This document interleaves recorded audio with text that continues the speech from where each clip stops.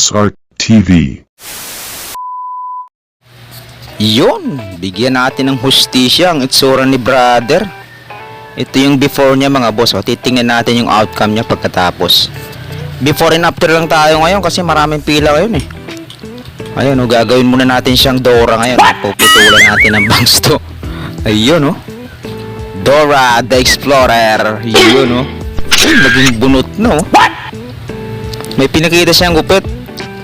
Sa itsura ng gupit na yun, ewan ko kung tatalab sa itsura niya. Pero palagay ko magiging klaro. Wag lang puputulin ng todo yung bangs para bumagay. Kasi yung pinakita niya na gupit merong devil's cut. Pero ito, hindi natin pinudpud ng todo yung bangs niya kasi papangit eh. Kaya ito, titingnan natin yung outcome nito ni brother. Yun o, malapit na tayong matapos. Nagtatawanan na yung mga kasama niya.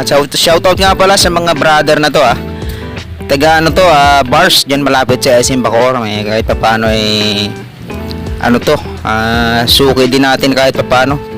Nagpapagupitin to sa kabilang barbershop sa dati kong barbero. Pero pagka may time sila dito sa atin, syempre i-accommodate pa rin natin sila kahit paano. Okay, ito na yan marami tayong pila ayun pero ito yung binigyan natin ng hustisya. Ito na yung before nya.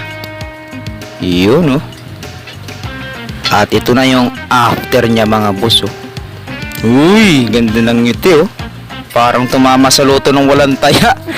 Okay, maraming salamat babush.